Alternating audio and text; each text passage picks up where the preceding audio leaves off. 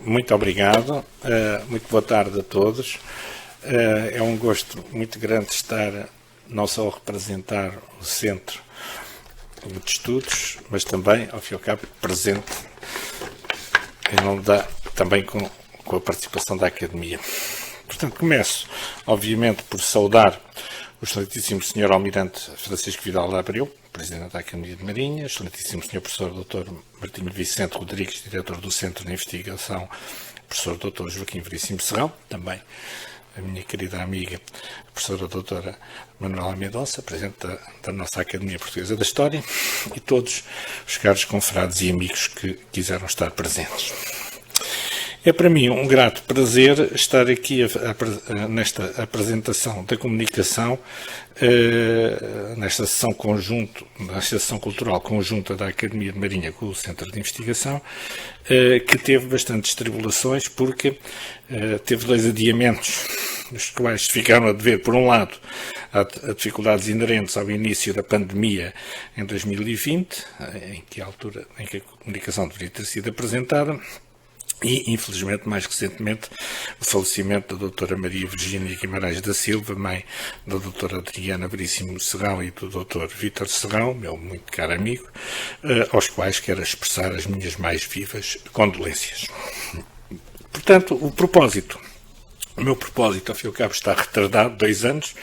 porque o que eu procurava evocar era um homem que morreu há 500 anos, 2 anos atrás, em 1520, em Santarém, depois de também ele ter passado por algumas tribulações. A vida de Pedro Álvares Cabral também não foi fácil. Após ter alcançado um lugar proeminente na história que aqui vamos destacar por ser o tema que merece ser refletido e divulgado. Portanto, a minha pretensão e o meu objetivo é divulgar e promover e chamar a atenção da figura de Pedro Álvares Cabral em todo o seu sentido, aproveitando a altura em que em 2020 se comemoravam os 500 anos, portanto, estamos atrasados 2 anos, em que ele foi sepultado na Igreja da Graça, em Santarém. É necessário relembrarmos esta personalidade para valorizar o sentido da sua vida e assim mantermos viva a sua memória. É importante evocar este homem por ter sido tão marcante a sua ação ao ter feito entrar o Brasil na história e de se ter notabilizado por ser o primeiro homem a tocar os 4 continentes da Terra e assim se ter transformado num símbolo do início da mundialização que estava a surgir com os descobrimentos dos portugueses e dos espanhóis. A mensagem tão singela como imprescindível que deveria ser generalizada do conhecimento global de toda a gente e que eu me empenho em promover, nomeadamente através da preparação, da edição do livro, tudo o que eu vou dizer está presente neste livro, Pedro Álvares Cabral e a primeira viagem aos 4 cantos do mundo. Peço desculpa de fazer propaganda, mas é para dizer tudo o que eu vou dizer está fundamentado aqui. A primeira edição foi feita para comemorar os 500 anos da viagem de Pedro Álvares Cabral e a segunda edição em 2020 para precisamente comemorar os 500 anos da morte, para que não se esqueça uma figura tão relevante da história universal, não apenas da história de Portugal. Portanto, antes de focarmos a esta figura, e porque eu gosto de contextualizar e porque é importante contextualizá-la de forma rápida, embora eu tenha aqui isto escrito, vou passar a utilizar as imagens, que talvez seja mais agradável, como se fosse uma espécie de um documentário mais agradável de seguir neste discurso da história em que se tenta promover e contextualizar uma figura que por vezes está um pouco esquecida, Pedro Álvares Cabral, que, enfim, esta comemoração arredondada dos 500 anos, neste caso da morte dele, até porque ele morre um pouco antes do seu, digamos, patrono inicial, o rei Dom Manuel, que morreu em 1521, e também de outras grandes figuras da história ligadas aos descobrimentos, como o Fernão Magalhães, que morreu em 1521, o Jorge Álvares, primeiro português a chegar à China em 1513, morreu em 1521, e, portanto, o Francisco Serrão, primeiro português a chegar a Ternate em 1512, também foi envenenado e morto em 1521. Portanto, é um ano triste, e o primeiro a morrer dentro deste lote de grandes descobridores foi Pedro Álvares Cabral, que curiosamente é o único de que resta a sepultura original, porque a de Dom Manuel foi transformada, a de Vasco da Gama também teve muitas vicissitudes, os seus restos mortais. Os restos mortais, enfim, aquilo que ainda resta, está ainda na Igreja da Graça, em Santarém. E, portanto, a ideia que eu penso que se deverá passar não é apenas aquela que ainda permanece nos livros, felizmente, penso eu, de ensino, que é o de ter sido o primeiro homem que descobriu o Brasil, mas também o que, de facto, de ter sido mais marcante, porque essa coincidência de ele ter descoberto o Brasil permitiu que, como se vê no mapa da direita, enfim, debaixo da sepultura em que ele se encerra, estas gravuras do Pedro Álvares Cabral são imaginárias, portanto, começaram a surgir só a partir de 1811, porque não há nenhum verdadeiro retrato do Pedro Álvares Cabral, anterior a 1811, que não é este caso, mas enfim, é simbólico. Não é? E a sepultura essa sim é verdadeira, não é de 1500, talvez depois de 1535, depois da morte da mulher de Pedro Álvares Cabral, Dona Isabel de Castro, a quem a sepultura verdadeiramente era, a sepultura era dela e do marido, e ela, felizmente para ela, ainda viveu mais uns 35 anos do que Pedro Álvares Cabral, e depois mandou fazer a sepultura, em que referiu, obviamente, em primeiro lugar, o marido, que também estava ali sepultado com ela. Depois, obviamente, o mapa, que eu penso que é um mapa que deve merecer toda a divulgação, que foi feito pelo meu muito caro amigo e grande cientista, o comandante José Manuel Malhão Pereira, que eu muito agradeço e com quem sempre tenho trabalhado muito em tudo o que é cartografia e questões náuticas, em que temos um diálogo aberto e constante desde há muitos anos, nomeadamente uma histórica viagem à Índia, de que eu aqui também vou apresentar algumas imagens, mas o rigor deste mapa de facto devia ser mais divulgado. Ele já o divulgou até num dos simpósios aqui da Academia de Marinha sobre a viagem de Pedro Álvares Cabral, mas importa reter e desenvolver este mapa, porque ele traduz aquilo que foi um culminar dos descobrimentos em 1500, que é o fruto que nunca podemos esquecer da ação de dois homens, sem os quais não teríamos chegado àquele mapa, do primeiro mapa da primeira viagem aos 4 continentes. Esses homens nunca podem deixar de ser esquecidos. O primeiro é o rei Dom João I, que conquistou Ceuta em 1415, embora obviamente seja um feito medieval de cavalaria, que não tem nada a ver com os descobrimentos, mas está na origem do que depois, a seguir, vem, que é realmente os descobrimentos, que foram iniciados devido à vontade do seu filho, o infante Dom Henrique, um homem que era também todo ele virado para a conquista de Marrocos, o Algarve de Alemar, mas que vai muito além e que passa para terras desconhecidas, o que é conseguido a partir de 1434 com a passagem do Cabo Bujador. Portanto, esta expedição guerreira medieval, 1415, no entanto, tem muito importância porque, passado poucos anos, em 1419, o infante Dom Henrique já está a começar a mandar expedições que não dão ainda muito resultado, porque em 1419, melhor dizer, em 1420, porque ele prepara em 1419, mas é em 1420, que é redescoberta a Madeira, quando deveria ter sido para fazer já explorações do litoral africano, mas obviamente os homens que fizeram essa expedição preferiram ir para a Madeira e começar a povoar a Madeira a partir de 1420. Portanto, a conquista de Ceuta é um marco fundamental, simbólico, que permitiu, nos anos seguintes, a partir de 1434, que o mundo começasse a ser conhecido, no tempo do infante Dom Henrique até à Serra Leoa, depois, a partir de 1469, e o Golfo da Guiné, com o contrato que Dom Afonso V assina com Fernão Gomes em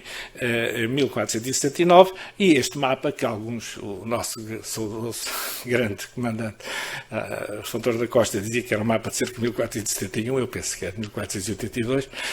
mas mostra de facto os descobrimentos portugueses feitos até à região da Nigéria, no Golfo da Guiné. Portanto, que ficou todo descoberto até 1474, quando Fernão Gomes acabou o seu contrato com Dom Afonso V. Portanto, é extremamente curioso que este mapa, com estes descobrimentos feitos até à Serra Leoa e depois da Serra Leoa, seja um mapa que mostra os descobrimentos como eles estavam, na situação em que eles estavam, quando Dom Manuel, Vasco da Gama e Pedro Álvares Cabral nasceram. Porque eles nasceram todos mais ou menos na mesma altura. Portanto, nós sabemos, obviamente, com todo o rigor, quando é que nasceu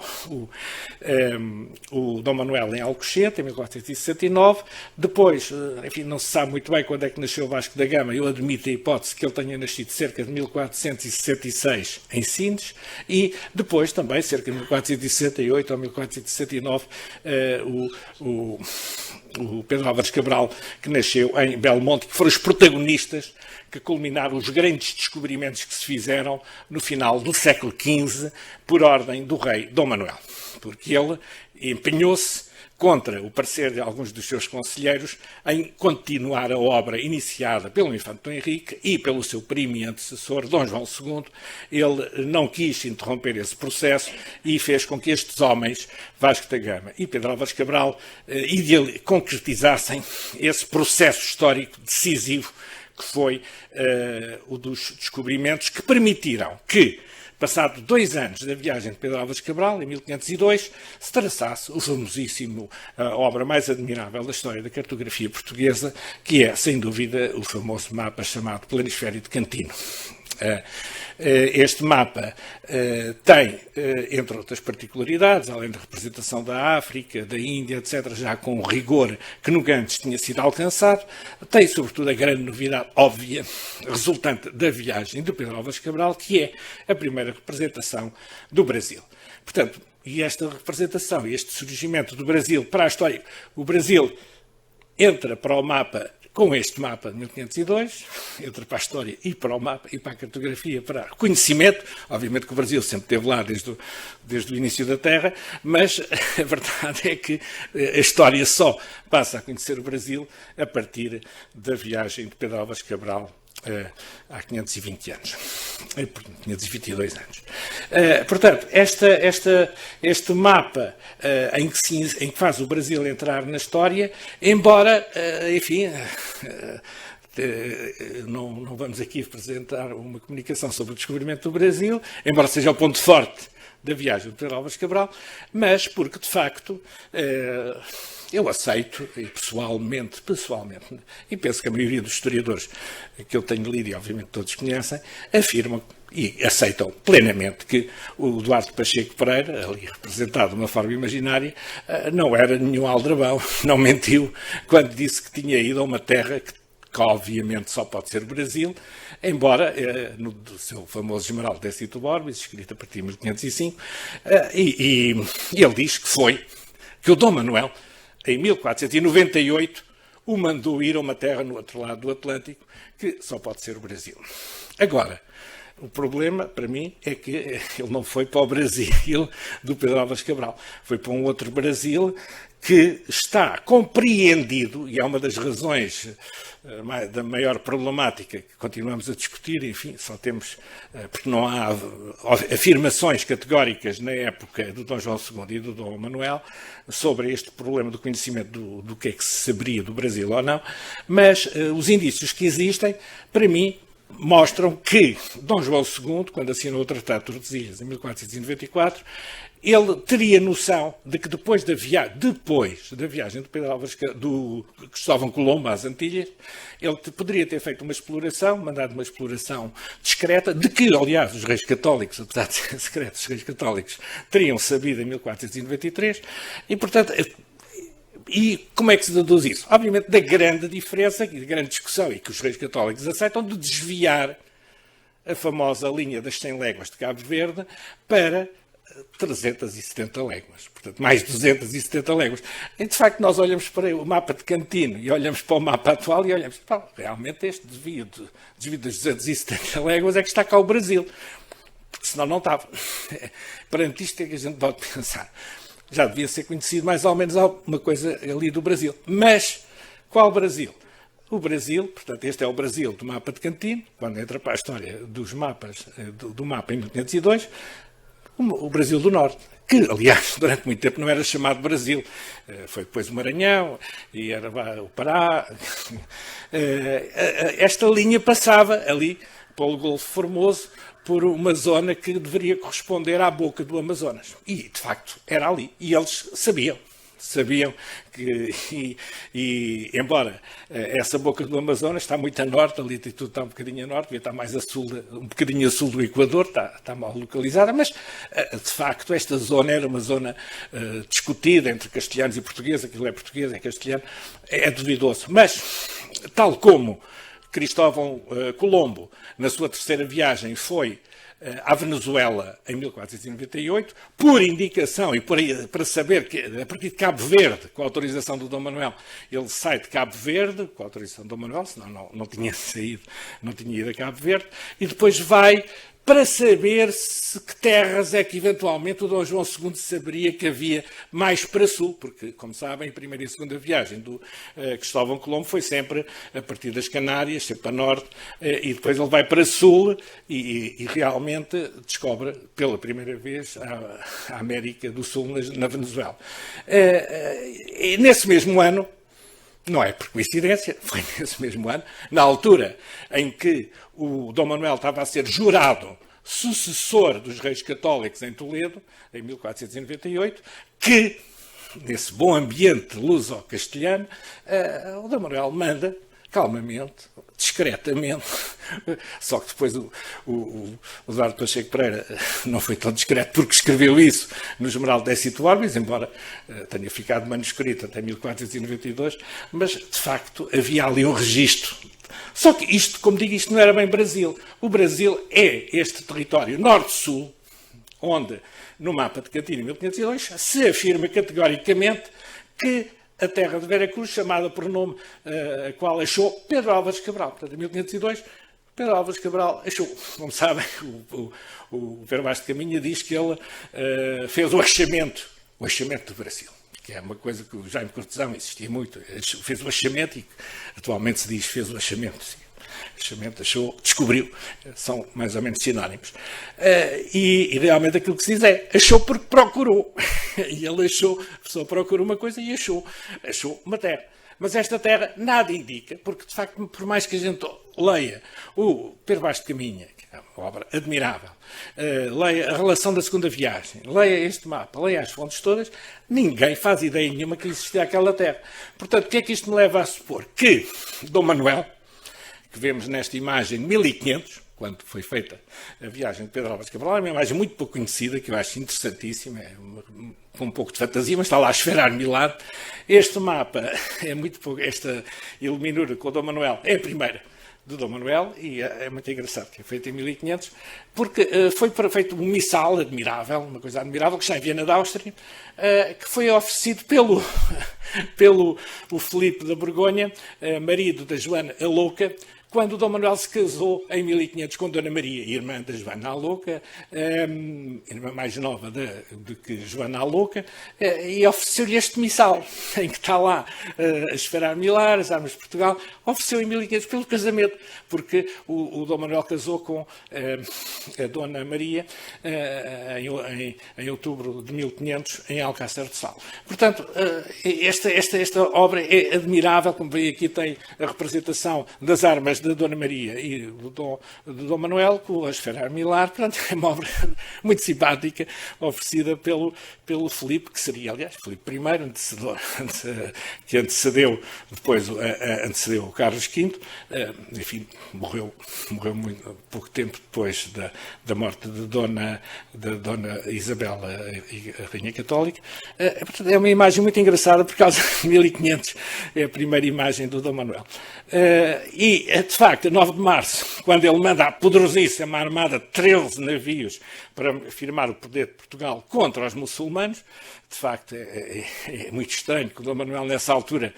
pensasse que na Índia estava cheio de cristãos, porque o Gaspar da Índia, o Gaspar da Gama, não quis dizer ao Dom Manuel que aquilo estava cheio era de hindus, além dos muçulmanos. Há uma questão difícil que o nosso amigo Luís Filipe Tomás teve a estudar aqui na nossa academia, e de facto ele aparentemente não quis dizer ao Dom Manuel, porque ele conhecia aquilo tudo, e depois só o Pedro Álvares Cabral, quando chega lá, é que acaba por perceber que afinal eles são hindus, que era uma coisa que eles não faziam ideia nenhuma que existisse. E portanto, afinal não eram cristãos, como realmente a carta que o Dom Manuel manda ao Samorim de Calicut, escrita por Duarte Galvão, seu ideólogo, em 1500, realmente trata-os todos por cristãos, mesmo que sejam heréticos, eram mais ou menos cristãos. Mas não era. De qualquer maneira, isto era para mostrar a força, porque apesar de tudo, o Vasco da Gama percebeu logo que quem mandava lá eram os muçulmanos. E para dar uma lição aos nossos, salve seja, tradicionais inimigos muçulmanos, o melhor era uma poderosíssima armada que saía da poderosíssima cidade de Lisboa em 1500 e que seguiu a viagem que o Vasco da Gama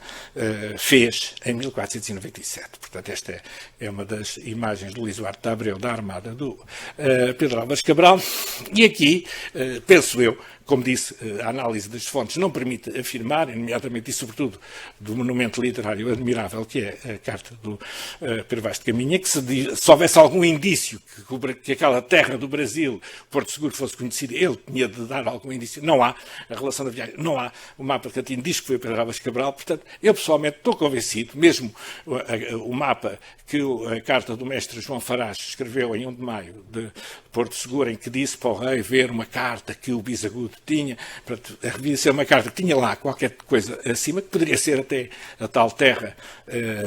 da zona do Equador, onde o Duarte Pacheco Pereira, ou outro, talvez outro, alguém lá tinha ido, de facto, não se sabe o que é que foi, mas haveria qualquer indício, mas não aqui. E tudo indica que, aqui é que eu penso que ninguém consegue descobrir a verdade, ou por iniciativa do Pedro Álvares Cabral, ou por ordem oral, não escrita, do Dom Manuel, ele desviou-se. Aqui, obviamente, que todos os estudiosos, começando nomeadamente pelo nosso saudoso amigo Max Justo Guedes, estão absolutamente convencidos que tinham de haver um desvio, porque para ir para o Cabo da Boa Esperança e tinha de se passar ao largo do Cabo de Santo Agostinho ou de São Roque, aí uns 200 ou 20, ou 200, mais de 200 quilómetros, não se podia, nem havia correntes nem ventos para desviar a armada. Tinha de ser uma vontade de saber, e tudo isso poderia passar precisamente pelo Duarte Pacheco Pereira, que ia na armada de Pedro Álvares Cabral, tal como depois aconteceu quando o Pedro Álvares Cabral, no regresso, encontra em Cabo Verde, no Cabo Verde mesmo, encontra Américo Vespúcio, que fala com o Pedro Álvares Cabral no regresso. O Américo Vespúcio ia na armada de Gonçalo Coelho explorar em 1501 o Brasil descoberto pelo Pedro Álvares Cabral, em que o Américo Vespúcio também dizia: bom, aquela terra que a gente vai explorar agora, o Brasil, aqui é isto, aqui esta zona, isto devia entroncar naquela terra que também os espanhóis já lá tinham andado, que o Américo Vespúcio também já lá tinha andado na zona do Equador. E, portanto, esta terra deve entroncar com a outra. E deve ter sido isso que o Pedro Álvares Cabral quis ver, desviando, uns 200 quilómetros, desviando, até como estou a ver essa direção, até mesmo obriga mesmo a um desvio, porque nem correntes, nem ventos, aquilo não foi por acaso, quer dizer, ele faz de conta que foi por acaso, mas não foi, ele foi de propósito. Agora, se foi de acordo com as ordens do Dom Manuel, para ver se ali haveria terra que se ligasse que estava demarcada na zona de Tordesilhas, que estava nas 270 léguas, não sabemos ao certo, mas provavelmente, se calhar, até foi o próprio Pedro Álvares Cabral, com os pilotos, nomeadamente os principais pilotos, que já tinham ido na viagem do Vasco da Gama e que permitiram então que no dia 22 de abril, em 1500, ficassem espantados perante o Monte Pascoal e a terra de Vera Cruz, que foi uma novidade autêntica. Eles primeiro tentaram desembarcar no Rio do Frade, portanto, Nicolau Coelho viu que são fotografias que eu tirei quando fiz a preparação deste livro, precisamente. É um local inóspito, não tem lá ninguém, mas é o famoso Rio do Frade, que tudo isto baseia também em estudos, nomeadamente quer do Jaime Cortesão, quer do Max Justo Guedes. Portanto, foi aqui que eles não conseguiram desembarcar e então foram para a Baía Cabrália, mais a norte, onde desembarcaram e tiveram durante lá uma semana, e é esta imagem, e esses navios estão no sítio onde estiveram os navios do Pedro Álvares Cabral. Portanto, aqui foi o local, aqui nesta espécie de ilhéu, numa baixa, onde foi feita a primeira missa, depois na praia foi feita a segunda missa, mais ou menos onde está aí a coroa. Portanto, foi nesta praia que andou o Pedro Álvares Cabral e junto deste rio, o Rio Mutari, que está paralelo à costa, portanto, que ele é a carta do Pedro Vaz de Caminha, como eu tive o prazer de ler lá, neste sítio, está lá tudo. E, felizmente, espero que ainda não esteja estragado, mas a zona turística, felizmente, não está aqui. Portanto, isto aqui, na minha opinião, está como estava há 522 anos. Portanto, este território que começou a ser chamado, penso eu, desde 1504, Brasil, embora a terra de Vera Cruz ou de Santa Cruz fosse oficialmente chamada assim pelo rei, até que na prática começou a ser chamada mesmo do pau-brasil, se veio o pau-brasil, e portanto como criou-se um mundo atlântico verdadeiramente, e vemos que passados 19 anos da descoberta de Pedro Álvares Cabral, já temos essa grandiosíssima, belíssima imagem de lobo-homem no famoso Atlas Miller, feito em 1519, em que representa o Brasil com uma toponímia de centenas de topónimos ao longo de toda a costa já devidamente explorada, com uma primeira feitoria em Cabo Frio, depois transformada para a feitoria de Pernambuco, e portanto o Dom Manuel, embora não ligasse muito ao Brasil, já tinha lá os seus encarregados de explorar o pau-brasil, e começou a interessar-se, mas enfim, pouco, porque o que interessava era o Oriente. De qualquer maneira, isto é a criação do mundo atlântico, do outro lado está a África, o Atlântico Sul surge com Pedro Álvares Cabral. Depois ele vai, obviamente, cumprir a sua missão, passa à África, depois de ter enfrentado uma terrível tempestade que dispersou a armada, vai a Quilua, que era a cidade principal da Costa Soali, e daí vai até a nossa amiga cidade de Melindo, onde Vasco da Gama havia deixado um padrão. E, portanto, esta terra, que continuaria sempre a ser amiga dos portugueses, em confronto com Mombaça, ou mesmo Quilua, que se mostraram inimigas dos portugueses, é, portanto, digamos, uma tentativa de continuar um relacionamento com a África Oriental e que depois será prolongada por Sofala, que é explorado pela primeira vez durante a viagem de Pedro Álvares Cabral, por causa do ouro, obviamente, que havia nessa zona. Portanto, digamos que há um começo do interesse, aliás, Diogo Dias e Bartolomeu Dias iam já destinados a ir a essa missão de Sofala, da mina nova de Sofala, só que o coitado do Bartolomeu Dias afundou-se no tal grande tempestade, naufragou, e o irmão dele, o Diogo Dias, acabou por descobrir a ilha de Madagascar e ir até à entrada do Mar Vermelho, a Berbera, para lá de Mogadishu, e portanto não foi para Sofala, teve de ser o Tovar que depois no regresso foi a Sofala fazer um primeiro reconhecimento desse território rico, enfim, onde se fazia o comércio do ouro, além da ilha de Moçambique, onde ele também vai ficar. A ilha de Angedive, obviamente, tinha sido o último ponto a ser tocado pela armada de Vasco da Gama, vai ser, digamos assim, o primeiro ponto de encontro, porque era um ponto de referência inicialmente que os portugueses apostavam muito neste local. A primeira ilha do continente asiático, onde o Pedro Álvares Cabral chega, e depois chega finalmente a Calicut, que era o grande objetivo, e onde aparentemente consegue estabelecer boas relações com uma feitoria, mas devido a complicações muito, muito difíceis, e tudo isto foi muito difícil, os portugueses são massacrados e a feitoria não é possível de estabelecer. O Pedro Álvares Cabral bombardeia a cidade, mas entretanto enfim, foi um desastre. Portanto, ele tem de ir,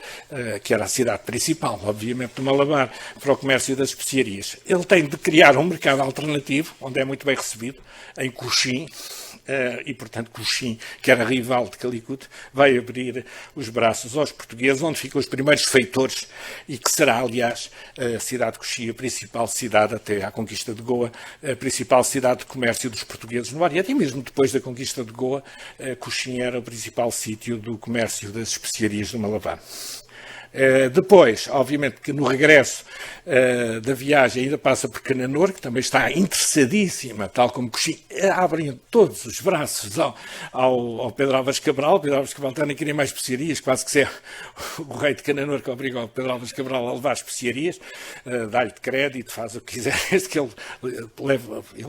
já ia abarrotado de especiarias, mas mesmo assim Cananor passa a ser o segundo entreposto dos portugueses, que nunca conseguem dominar bem Calicut, embora depois mais tarde ainda lá tenham conseguido fazer uma fortaleza, mas as negociações não é tanto com o Samorim de Calicut, era mais com os muçulmanos que tinham um forte poder lá e, portanto, criaram mercados alternativos, como foram Cochin e Cananor. Depois, obviamente, que este belíssimo ato, a imagem do Lopo Homem do Atlas Miller com todo o Oriente esplendoroso, 1519, é de facto, digamos, aquele Oriente exótico com estas iluminuras admiráveis do António de Holanda, tal como as do Brasil, que mostram a riqueza do Oriente que tanto seduzia os portugueses e todos os europeus. Obviamente, no regresso, volta a passar por África e Moçambique, fez uma grande escala depois de ter passado por Melinde, a imagem de Dom João de Castro em 1538, como era, e depois passa a última terra africana que ele passa é o Cabo Verde e Ilha de Palma, atualmente chamado Goreia, onde ele faz a última escala africana e onde se encontra com o Américo Vespúcio e o Gonçalo Coelho, que iam fazer a sua exploração do Brasil. É um encontro muito engraçado, em que eles, de facto, essa armada tem um cruzamento ainda com o de Pedro Álvares Cabral, quando regressa na viagem, e só depois do regresso do Pedro Álvares Cabral é que o Dom Manuel vai anunciar aos reis católicos que se descobriu o Brasil, porque o navio que o Pedro Álvares Cabral mandou para informar o Dom Manuel da descoberta do Brasil não foi divulgado esse facto, e portanto só passados meses é que o Dom Manuel manda explorar o Brasil, e é essa armada que é muito curioso, porque precisamente o Américo Vespúcio tem uma conversa com o Gaspar da Índia, em que o Gaspar da Índia lhe conta todo o Oriente, e ele está entusiasmadíssimo. Aliás, estou convencido que o Américo Vespúcio ainda estaria convencido que ao ir ao Brasil eles ainda encontrariam um caminho para chegar a Malaca, mas realmente não tinha sentido nenhum, mas o Américo Vespúcio estava mais interessado propriamente na Ásia do que propriamente no Brasil, que era uma coisa assim muito estranha. Sr. Professor, lamento interromper, mas pedi-lhe para acelerar, para ter tempo para umas questões. Vou acelerar muito porque já acabámos a viagem aos 4 cantos do mundo, que é o meu objetivo. Estamos na nossa Lisboa atual, a Lisboa de há 500 anos, do tempo do Pedro Álvares Cabral, e acabou a primeira viagem aos 4 cantos do mundo. Eu peço só mais 3 minutos, ou 2 ou 3, não sei, para evocar que isto não é só história e património, porque verdadeiramente eu gosto muito desta frase do Fernão Lopes,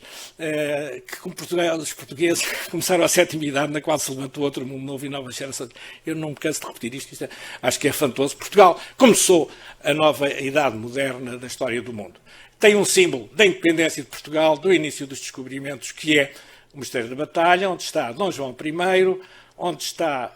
Infante Dom Henrique, e depois o Convento do Carmo, em Lisboa, onde,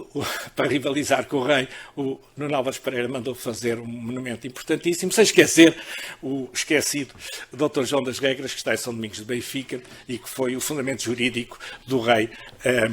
Dom João I. Depois, obviamente, tudo isto acaba com o Dom Manuel, que tornou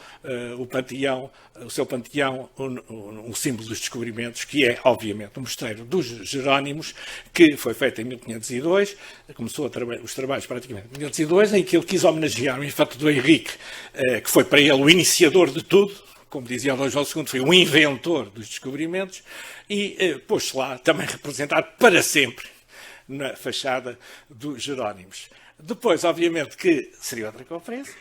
que também não se consegue resolver quase como o problema do descobrimento do Brasil, que é porque é que o Pedro Álvares Cabral foi afastado do comando da Armada de 1502, comandada por Vasco da Gama. E tudo indica que, segundo João de Barros, que é um cronista muito rigoroso, embora propagandista, obviamente, das ideias do Dom Manuel e do Dom João III, note-se, só por uma questão de precisão e rigor, que João de Barros nasceu em Viseu em 1496, começou a escrever sobre o Oriente em 1520, para o Dom Manuel, em Évora, o romance do Clarimudo. O Dom Manuel disse, você escreva a história da Índia. Mas ele só começou a escrever em 1531, embora só fosse publicada a primeira década em 1552. Atenção à cronologia. O João de Barros, que talvez conhecesse, nada impede,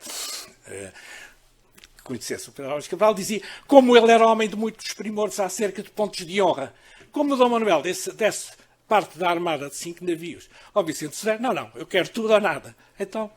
é nada. E foi viver para Santarém, casou lá em Santarém em 1503,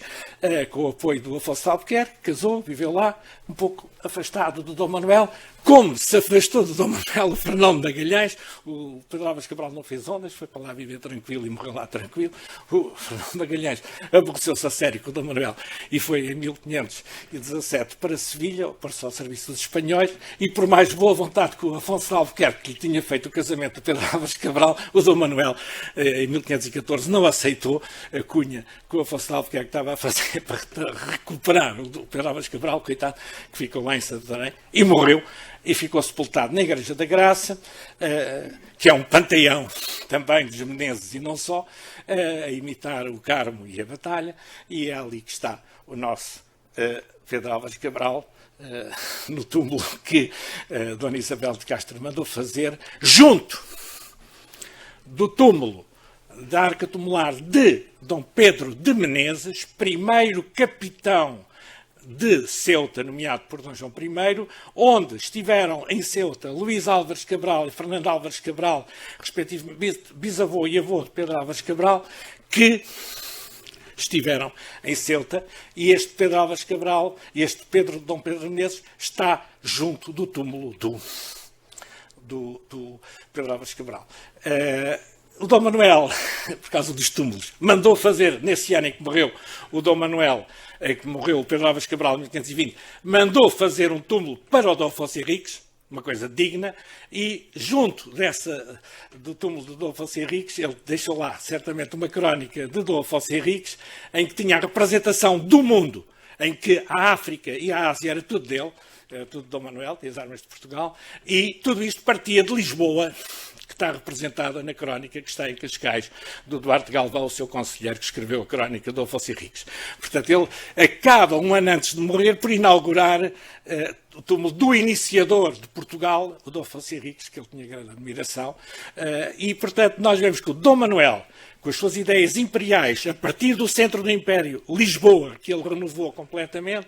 e queria dominar o mundo. Obviamente são ideias paranoicas, mas ele queria fazer isso mesmo. E quem foi um dos agentes, embora depois afastado, foi o Pedro Álvares Cabral, que fez a primeira viagem aos 4 cantos do mundo, que permitiu a criação do primeiro mapa do mundo, e que está junto do Dom Pedro de Menezes. E por isso eu gosto de dizer, e já tenho dito isto em Santarém, que na Igreja da Graça está não apenas o túmulo do Pedro Álvares Cabral,